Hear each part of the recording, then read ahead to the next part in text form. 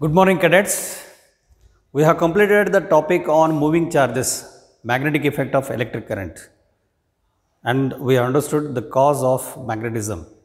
That is, moving charges are the cause of magnetic effect. That is, moving charges, nothing but current flowing in a conductor will be associated with magnetic field. So, cause of magnetism we have understood. Now, we are going into the details of magnetism and matter. So, this is always a very interesting thing about the property of magnetism. The property of attracting the pieces of iron and iron-like materials is called as magnetism. And basically, the magnetism is not only attracting the pieces of iron-like materials, it is also dealing with the directive property of magnets. So, the magnetism is always a universal phenomenon. Magnetism is a universal phenomenon. We are all permeated through the magnetic fields of vast celestial bodies. Magnetic field of our earth itself, magnetic field of the sun, magnetic field of solar system, and the magnetic fields of the vast galaxies in the universe. So, our bodies are all permeated through these magnetic fields. Now, interesting thing about magnetism is that it goes back to 600 BC. The word magnet is derived from the name of an island in Greece called Magnesia, where the magnetic ore deposits were found. Magnetic ore deposits were found from the area called as Magnesia. It's an island in Greece. The story goes back to 600 BC, and the ore which was having this property of attracting iron materials was called as magnetite.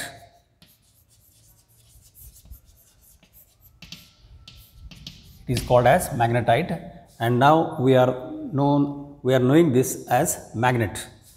So, the word magnet is derived from this area, that is Magnesia. The shepherds on this island complained about their wooden shoes, which had nails at times stayed stuck to the ground, and the stick which they were carrying, which was having the metal shield, metal cup or iron cup at the bottom, was found to be stuck with certain areas in that island, with certain rocks in that island. When they were tested, when those rocks were tested, they were found to have this property of attracting the iron nails, property of attracting iron materials, and they were named as magnets. And the natural ore, that is the natural ore of iron, which has this property of attracting iron-like materials, is called as magnetite. And the chemical formula for this magnetite is Fe3O4. Fe3O4, right? The iron-tipped rods were similarly getting stuck with those rocks. This attractive property of magnets made it difficult for them to move around. Then, not only it is the attractive property, when a magnet is suspended freely, it always orients along north-south direction, that is directive property. The directive property of the magnets was also known since ancient times. It was the Chinese who made use of this directive property of magnets. Thin needles of iron, thin needles of magnet, when suspended freely, they will always point in the north-south direction. This was used by Chinese for the purpose of navigation in their ships. Right? Chinese texts dating 400 BC mention the use of magnetic needles for the navigation purpose. So, this is regarding little bit of introduction. Now, what are the properties of magnets? We are all knowing that the magnets are having property of attracting pieces of iron, and the magnets have property of showing direction. When a magnet is suspended freely, it always attracts, it always points in north-south direction. Now, I am showing you two bar magnets. You can see here two bar magnets, and you can see the attraction. When I reverse one of these, then there will be no attraction. You can just see there will be repulsion. It means the like poles attract each other. I am taking the north pole of this one. You can see here a dot, white paint dot is to represent north pole, and the other end which is not having white paint, that is south pole. So, if I take north pole to the south pole, there will be attraction. In the same way, if I take south pole to the north pole, there will be attraction. So, north, south attract each other, south, north attract each other. It means unlike poles attract each other. These are the common things which you are already knowing. Now, like poles I am taking, north, you can see, north and north, both are having dotted ends, just for identification. When we bring north and north, they never attract each other. Even if you try to bring them, they never attract each other. There will be repulsion. You can see repulsion. It will never get attracted. You can see the repulsion, and it goes to the other end and get attracted. If I try to bring it here, it will never attract. It goes to the other end where there is south pole and gets attracted. North, south attract each other. North, north repel each other. North, south attract each other. It means like poles repel each other, unlike poles attract each other. This is a very important property of the magnets. These are called as bar magnets because they are in the shape of bars. And in the same way, I have got another bar magnet. Now, I have suspended this bar magnet. When we take a suspended bar magnet and take a bar magnet and suspend it freely, if we suspend it freely, you see it will always, after oscillation and after disturbance, it will always point in the north-south direction. It always points in the north-south direction. Even if I bring another magnet, say I am bringing another magnet, and you see north-south attract each other, and unlike poles attract each other, I am bringing the like poles. See, there will be attraction between the unlike poles, repulsion between the, yes, you can see the repulsion, right. So, these are the another set of bar magnets. As I have shown you, here you can see white paint to represent the north pole, and the other one which is not having any dot is the south pole. So, what is north pole and what is south pole? That is the natural question. The end of a magnet which points towards north, the end of the magnet which points towards north is called as north pole. It is called as north pole. So, this end is north pole and the other end is south pole. Why does a freely suspended bar magnet always point in north-south direction? That is the question. Why does a freely suspended bar magnet always points in the north-south direction? The reason for this is, at the geographic north of our earth, there should be magnetic south pole of the earth, magnetic south pole of the earth. And similarly, at the geographic south pole of the earth, there must be magnetic north pole of the earth. I think you got the point. At the geographic north pole, there must be magnetic south pole of the earth, earth's magnetic south pole. I am speaking about magnetic south. And at the geographic south pole, there must be position of earth's magnetic north pole, so that the north pole of this magnet is pulled by the earth's magnetic south, and the south pole of this bar magnet is attracting the south pole of this magnet is attracted by the earth's magnetic north, which is at the south pole, right? So that is why a freely suspended bar magnet always orients in north south direction. Once it becomes free, then once it will be in equilibrium, it always orients in north south direction, right? So this is a very important property.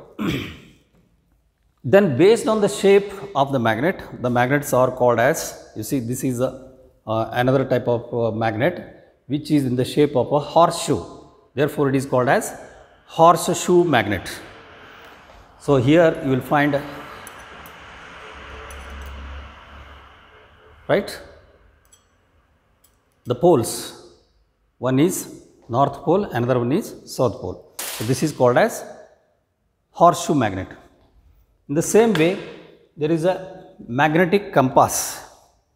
This magnetic compass, if you observe, this magnetic compass has a compass needle, that is magnetic needle. The magnetic needle, you can see, the magnetic needle helps us to find the direction, north direction and south direction. It will always be pointing in the north south direction. So it is called as magnetic needle or needle magnet or magnetic needle. So it is a one type of magnetic compass. The same way, two more magnetic small compasses I have brought.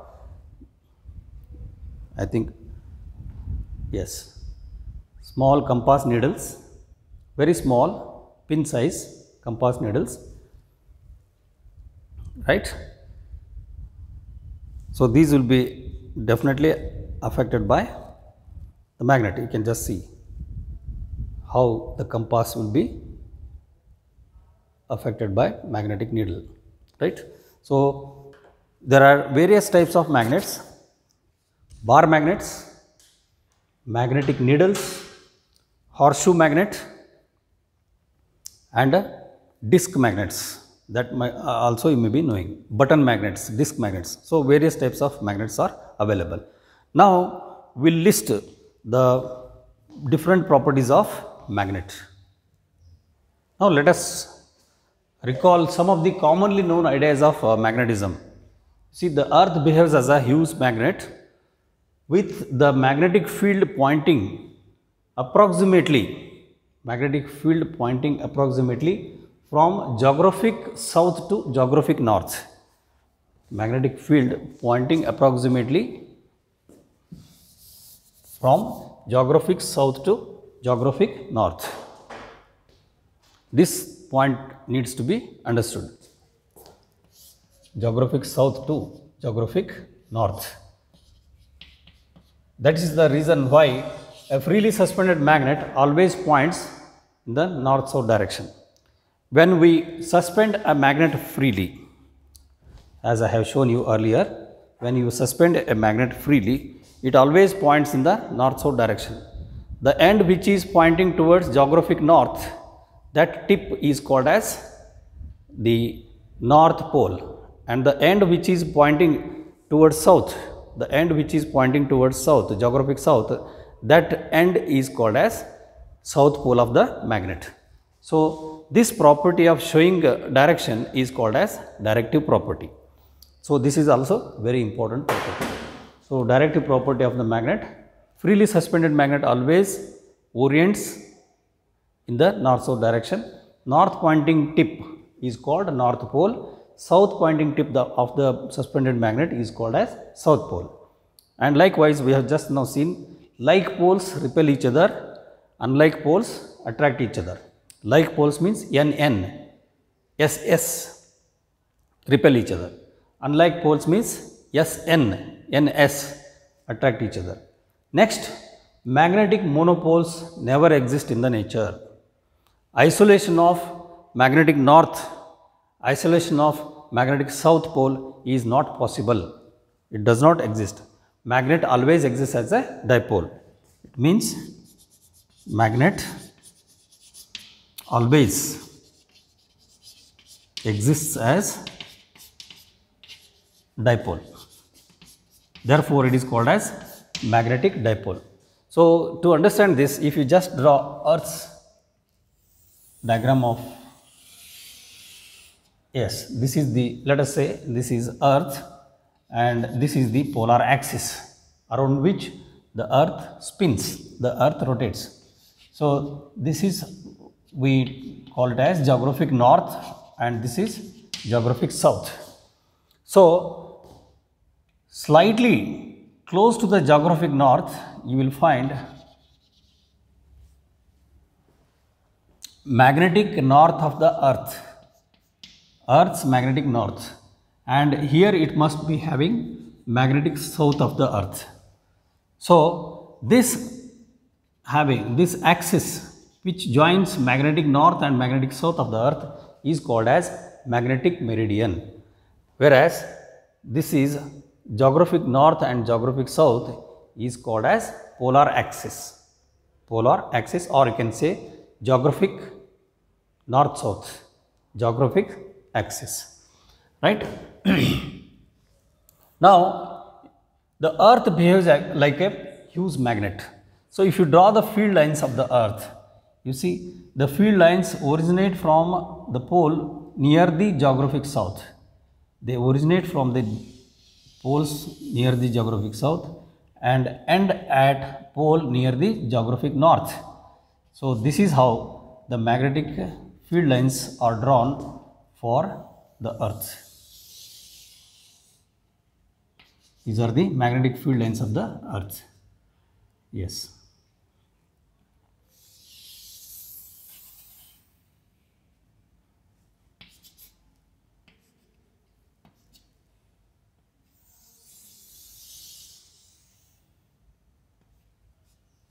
So, when you look at it, the magnetic field lines are emerging from the end from close to geographic south and they are entering into end at geographic north. Therefore, we can assume that this particular pole acts as Earth's magnetic south pole. This acts as Earth's magnetic south pole and this acts as Earth's magnetic north pole, right. This is the reason why any suspended magnet on the Earth, any suspended magnet will be always pointing towards north-south direction, because the south pole of this suspended magnet will be attracted by magnetic north of the Earth and the north pole of this magnet is attracted by the magnetic south pole of the Earth.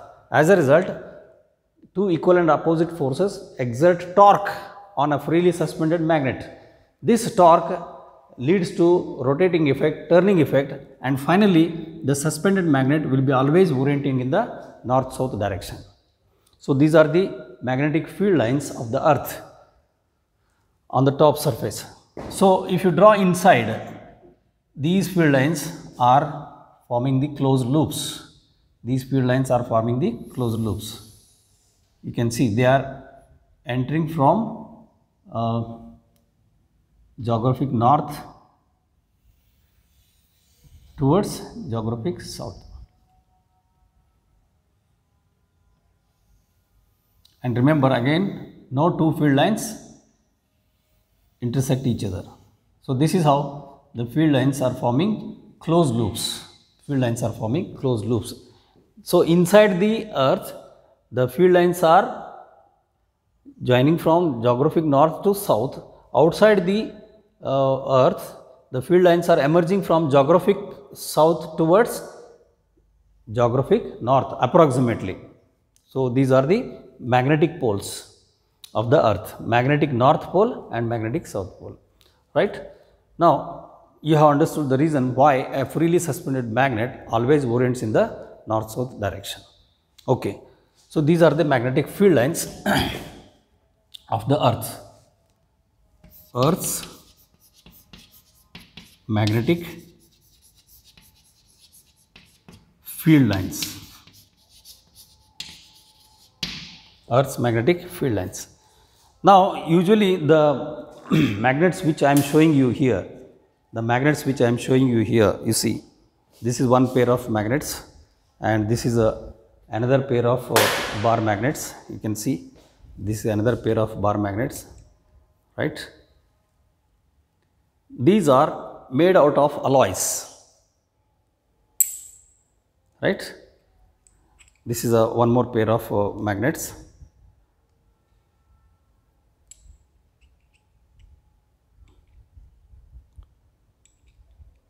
You can see one can attach them one end to another one, right.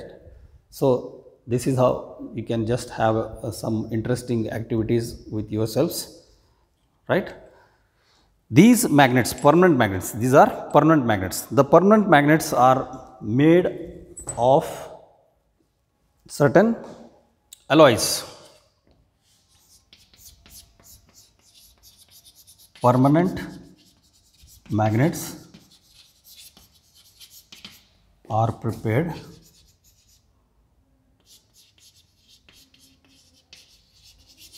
using alloys like alnico. Alnico is one alloy, aluminum, nickel, cobalt and iron. So, alnico is an alloy made up of aluminum, nickel, cobalt and iron. Iron is always present. It is a very good ferromagnetic substance. And one more example is ticonal. So, in this ticonal, again Ti stands for tin, Co for cobalt, N for nickel, Al for aluminum and again it will be mixed with iron. All together it is called as ticonal. These are the two examples of the alloys out of which the permanent magnets are prepared. See, the materials which are attracted by the magnet are called as magnetic materials, right. Iron, cobalt, nickel, these are actually called as ferromagnetic materials. We are going to learn, classify the substances into ferromagnetic, paramagnetic and diamagnetic later, right. Okay. The question arises, how does the earth behave like a magnet? So, if you look into the fact, if you look into the earth, structure of earth, you must have studied in geography, the outer surface of the earth is called as earth's crust, and in the interior of the crust you will find mantle, at the center you will find earth core, and here in between the core and the earth crust, the thin layer of the land, that is solid land surface which is consisting of oceans also, is called as earth's crust, right. And in between crust and core you will find mantle. This mantle is totally in the molten form. All the rocks, minerals, ores and metals which are present inside the mantle are totally in the molten form because of heat. So, this molten mantle is called as magma. This magma is not stagnant, it is always undergoing convectional currents. The hot magma from the bottom rises up, reaches up to the crust and goes down. So, these are called as convectional currents of magma. convectional currents of magma. So convectional currents are just approximately shown like this. Hot magma rises up, cool magma settles down. So like this you will find circulation of molten magma continuously. The reason for this circulation is that the core at the center, although it is a solid core, it is solid. This solid core is at a very high temperature, more than 1000 degrees Celsius. It is at a very high temperature. As a result of this high temperature, the entire substance that is just above the core is in the molten form. This molten magma continuously circulates like this. So as a result, what happens? The entire content of this mantle, is continuously circulating, and when it is at that high temperature, the entire content, basically the minerals, ores and all, they are in ionic form. As a result, the ions are found to circulate. These circulating charged ions are the cause for the earth to behave like a magnet, and the main contents of the core is iron and nickel. The core is mainly consisting of iron and nickel. So this core is, although at that high temperature, still it is in solid state because of the high pressure of the earth, internal pressure of the earth. Because of the high internal pressure of the earth, the core, although it is having highest temperature, it will be in solid state. So we are discussing what is the cause, what is the reason for the earth to behave like magnet. It is the circulating ions in this convectional currents makes this earth core to behave like a huge magnet. As a result, the entire earth behaves like a magnet. The earth possesses magnetic field. This is according to one particular theory. Another theory states that above the surface of the earth we have atmosphere, and at the outermost atmosphere we find ionosphere. In the ionosphere, all the gases, all the gaseous molecules are in the form of ions. They are in the form of ions. Okay. The earth is always rotating around its own axis. The earth has spin motion. As a result, these ions in the ionosphere are always circulating. They are always spinning around the surface of the earth. So this circulating ions in the ionosphere also cause the earth to have magnetic field, the earth to behave like a magnet. So these are two different theories, and there are several theories. Not a single theory has satisfactorily explained about the reason why the earth behave like a magnet. Okay, so that we shall see later. Now if you draw the magnetic field lines of a bar magnet, they also appear like this. Only difference is that for a bar magnet, if you draw north-south poles, the magnetic field lines emerge from north and they settle at south. So this is the a bar magnet. So if I draw the field lines, they emerge from north and enter into south. These are the magnetic field lines.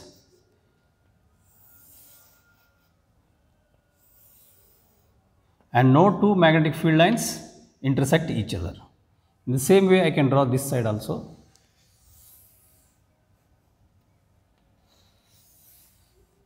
You can draw symmetric field lines. Magnetic field lines emerge from north and enter at south. So this is the case when the field lines are drawn outside the magnet. But when you draw the magnet field lines inside, you see they form the closed loops. They start from south and end at north. Start from south and at north inside the magnet. Yes, this is how one can draw the magnetic field lines inside the magnet. So thus you can say, although the magnetic field lines appear to be continuous long range magnetic field lines, but you see they are forming closed loops. So you can see at the ends, at the end points, you will find crowding of field lines. Field lines are maximum field density, that is what we call it as maximum flux density. So field lines are emerging from here and you will find maximum flux density. As a result, if you take a bar magnet and keep it in the iron fillings, then you will find maximum iron fillings getting attracted at the ends. That shows that at the ends where the poles exist, the magnets possess maximum pole strength. But as you come to the middle portion, you will find the magnetic field lines getting rare and rare. The spacing between the field lines is decreasing. So magnetic field strength decreases as you come to the middle portion of the magnet. So magnetic strength exists at the ends and these ends are called as poles. Remember that these poles do not exist exactly at the tip. They are found to be close to the end, not exactly at the end. North pole little close to the end, little inside. South pole little inside the tip. So these are called as poles, and a magnet is, strength of the magnet is usually understood with the help of pole strength. So in the next session we will discuss more about magnetism and magnetic properties. Thank you. Have a nice day. Bye.